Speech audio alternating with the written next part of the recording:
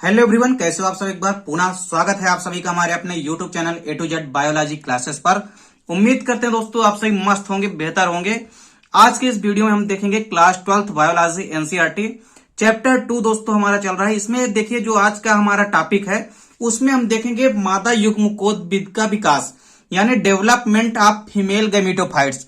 देखिए किसी भी फीमेल गैमेटोफाइट्स यानी कि मादा युग्मकोद्भिद का जो विकास होता है उसकी प्रोसेस पूरी की पूरी आज की इस वीडियो में हम देखेंगे। तो देखिए वीडियो को स्टार्ट करते हैं।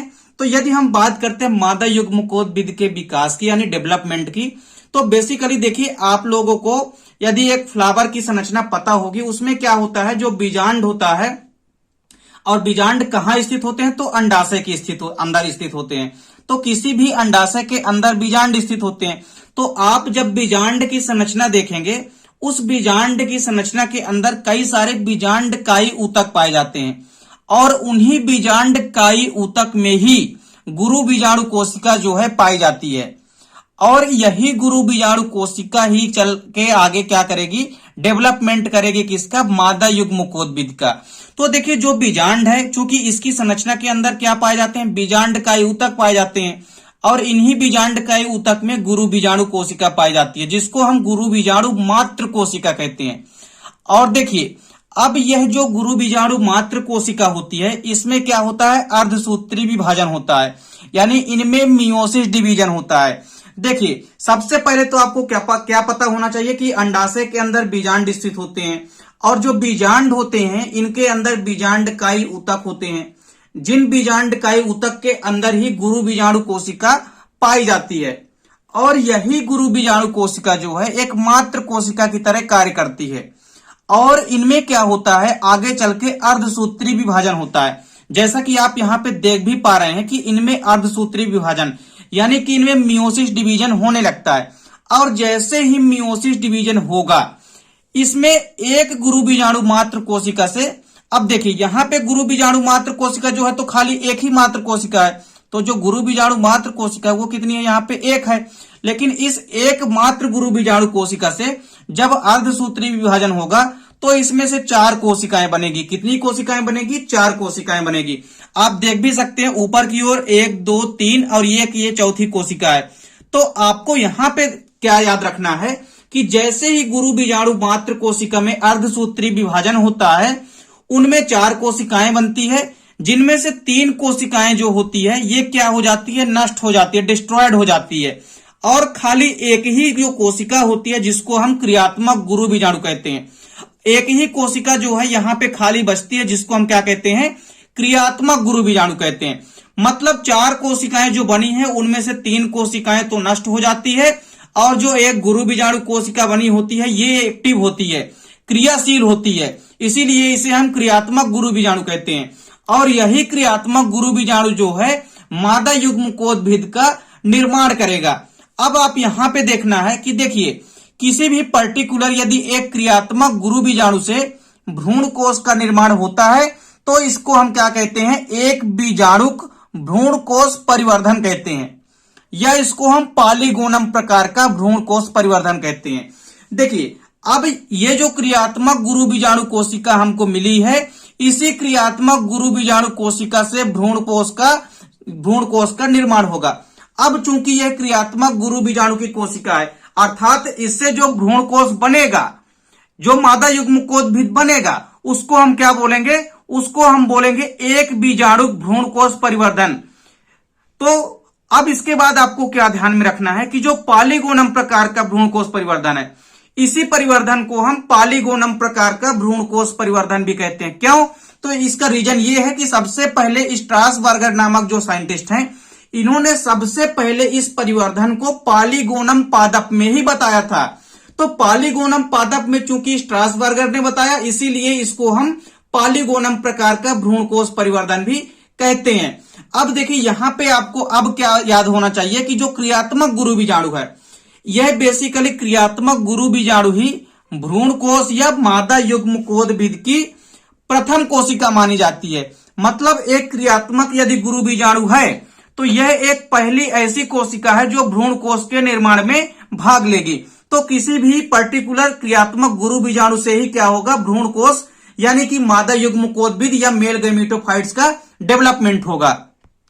अब आपको यहां पे एक चीज और ध्यान रखना है कि जब मादा युग्मकोद्भिद यानी कि भ्रूण कोष का डेवलपमेंट होगा, निर्माण होगा, इस पूरी की पूरी प्रक्रिया में समसूत्री विभाजन होता है।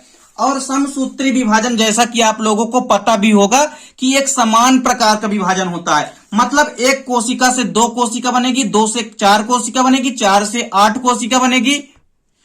देखिए, जब भी किसी भी हम बात करते हैं समसूत्री विभाजन की, तो समसूत्री विभाजन जैसा कि आपको पता है कैसा होता है, एक समान प्रकार का विभाजन होता है। मतलब ये माइटोसिस डिवीजन जो होता है, समसूत्री विभाजन, इसमें यदि कोई पर्टिकुलर एक कोशिका है तो उससे कितनी कोशिका बनेगी? 2 कोशिकाएं बनेगी।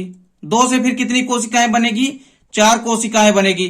तो इस प्रकार यदि समसूत्री कोशिका विभाजन होता है तो वहां पे एक कोशिका से 2 कोशिका बनेगी।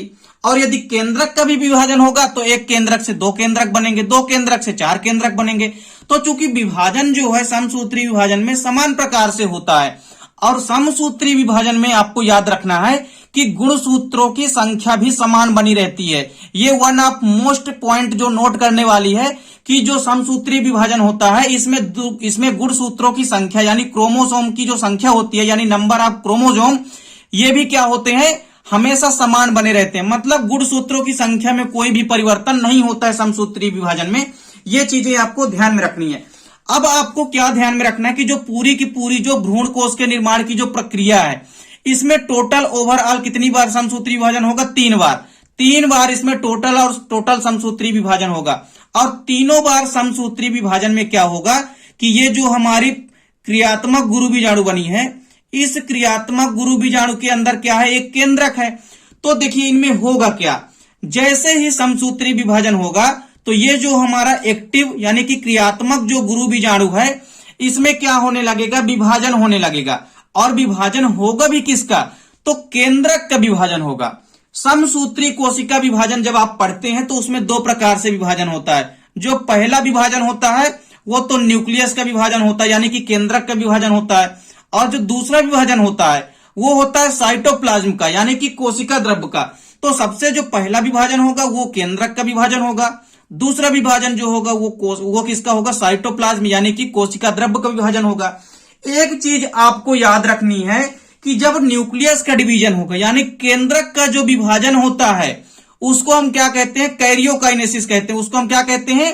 कैरियोकाइनेसिस कहते हैं। तो यदि केंद्रक का विभाजन होता है तो उसको हम क्या बोलते हैं? कैरियोकाइनेसिस बोलते हैं। उसको हम बोलते हैं कैरियोकाइनेसिस। लेकिन यह चीज भी आपको याद रखना है, यदि कोशिका द्रव्य का विभाजन होता है तो कोशिका द्रव्य के विभाजन को हम साइटोकाइनेसिस कहते हैं। 2 चीजें आपको याद रखनी है। ये क्वेश्चन हमेशा पूछे जाते हैं कि केंद्रक का जो विभाजन होता है समसूत्री विभाजन में उसको हम क्या कहते हैं? तो यदि केंद्रक का विभाजन होता है तो उसको हम कैरियोकाइनेसिस कहते हैं। और यदि कोशिका द्रव्य का विभाजन होता है, साइटोप्लाज्म का यदि विभाजन होता है तो उसको हम क्या कहते हैं? साइटोकाइनेसिस कहते हैं। तो ये चीजें आपको क्लियर हो गई। अब देखिए यहां पे आपको ध्यान में रखना है कि ये जो क्रियात्मक गुरु बीजाणु है इसमें 3 बार क्या होगा? 3 बार इसमें जो है माइटोसिस होगा। 3 बार माइटोसिस होगा, मतलब इनमें 3 बार समसूत्री विभाजन होगा। अब देखिए जब समसूत्री विभाजन होगा तो केंद्रक का विभाजन होगा। यहां पे अब जो क्रियात्मक गुरु बीजाणु है इसमें विभाजन होगा। जब विभाजन होगा, पहला समसूत्री विभाजन होगा। पहले समसूत्री विभाजन होने के परिणाम स्वरूप क्या होगा? पहले केंद्रकों का विभाजन होगा खाली। तो जब केंद्रक का विभाजन होगा तो एक केंद्रक से 2 केंद्रक बन जाएंगे। तो अगले स्टेप में आप देख भी सकते हैं कि 2 केंद्रक बन गए हैं, एक केंद्रक ऊपर की ओर, एक केंद्रक नीचे की ओर। और जब 2 केंद्रक बन गए हैं तो इस अवस्था को हम क्या बोलेंगे? 2 केंद्रकीय भ्रूण कोष बोलेंगे। अब देखिए, अब इसमें दूसरा समसूत्री विभाजन होगा। जब दूसरा समसूत्री विभाजन होगा तब पर भी इसमें किसका विभाजन होगा? केंद्रक का ही विभाजन होगा।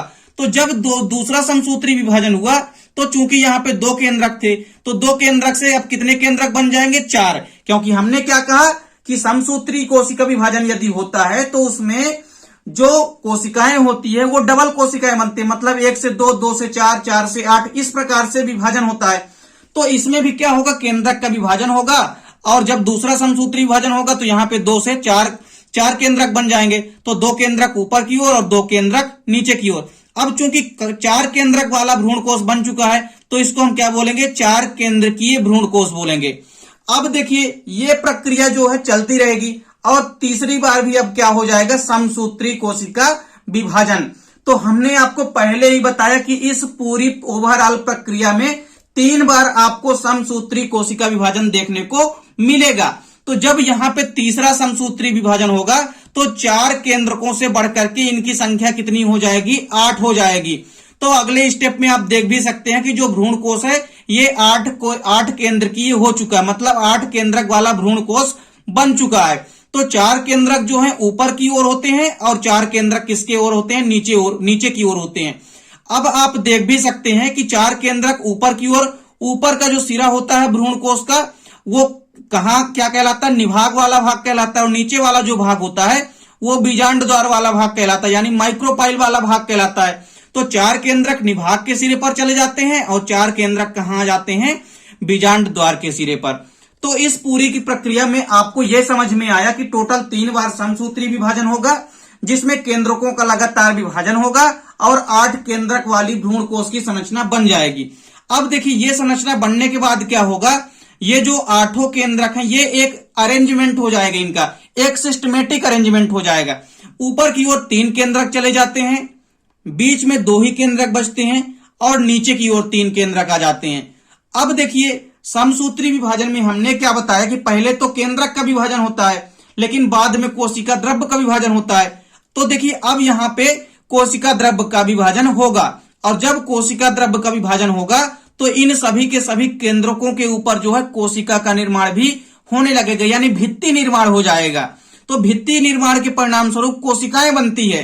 तो जब भित्ति का निर्माण होगा तो ऊपर की ओर तीनों जो केंद्रक थे उनमें 3 कोशिकाएं बन जाती है, तीनों केंद्रक के ऊपर एक एक कोशिकाएं बन जाती है, मतलब 3 कोशिकाएं बन जाती है। बीच वाली कोशिका ये जो सेंटर में है इसको हम क्या बोलते हैं, सेंट्रल सेल बोलते हैं, यानी कि केंद्रीय कोशिका बोलते हैं। और नीचे की ओर जो तीनों केंद्रक हैं इनमें भी क्या बन जाती है, भित्ति बन जाती है, यानी कोशिकाओं का निर्माण हो चुका होता है। तो कुल मिलाकर के एक परिपक्व भ्रूणकोष का निर्माण हो जाता है। और एक परिपक्व भ्रूणकोष में आपको क्या क्या दिखाई देता है, तो एक परिपक्व भ्रूणकोष में टोटल आपको यदि हम बोले ओवरऑल 7 कोशिकाएं होती है और 8 केंद्रक होते हैं। देखिए ऊपर की ओर 3 कोशिकाएं, 1 2 3, ऊपर की ओर तीनों कोशिकाएं जो होती है ये क्या कहलाती है, प्रतिमुखी कोशिकाएं कहलाती है, या इसको हम एंटीपोडल सेल बोलते हैं। क्या बोलते हैं इनको हम, एंटीपोडल या प्रतिमुखी कोशिकाएं बोलते हैं। वहीं जो बीच में दोनों केंद्रक हैं इनको हम ध्रुव केंद्रक बोलते हैं, और जो बीच के दोनों केंद्रक यानी कि जो ध्रुव केंद्रक है ये जिस कोशिका के अंदर है इसको हम बोलते हैं केंद्रीय कोशिका। वहीं यदि हम बात करें यहां पे नीचे की ओर भी 3 कोशिकाएं हैं, तो इनमें से जो बड़ी कोशिका है एक, उसको हम बोलते हैं अंड कोशिका, यानी कि उसको हम एग सेल बोलते हैं। और जो किनारे की ओर दोनों कोशिकाएं हैं इनको हम सहाय कोशिकाएं बोलते हैं, इंग्लिश के अंदर इनको हम सिनर्गिड सेल कहते हैं। और अंड कोशिका और सहाय कोशिका को हम आपस में मिला करके एग आपरेटस यानी कि अंड समुच्चय कहते हैं। तो ओवरऑल यदि हम बात करते हैं एक परिपक्व मादा युग्मकोद्भिद यानी कि भ्रूणकोष की, तो उसमें 7 कोशिकाएं होती है और 8 केंद्रक होते हैं। आपसे यह क्वेश्चन कई बार पूछा भी जाता है कि एक परिपक्व भ्रूणकोष में कितने केंद्रक होते हैं और कितनी कोशिकाएं होती है। तो केंद्रकों की संख्या 8 होती है और कोशिकाओं की संख्या 7 होती है। ये चीजें आपको याद रखनी है। और इसके अलावा आपको यह भी समझ में आ गया होगा कि जो मादा युग्मकोद्भिद का पूरा डेवलपमेंट होता है, इस पूरी प्रक्रिया में 3 बार समसूत्री विभाजन होता है, जिसके परिणाम स्वरूप एक परिपक्व भ्रूणकोष का विकास हो जाता है। उम्मीद करता हूं दोस्तों वीडियो पसंद आई होगी। दोस्तों वीडियो अच्छी लगे तो लाइक और कमेंट जरूर कीजिएगा। और दोस्तों यदि आप चैनल पे नए हैं तो चैनल को सब्सक्राइब अवश्य कर लें। मिलते हैं दोस्तों नेक्स्ट वीडियो में, तब तक के लिए जय हिंद, वंदे मातरम।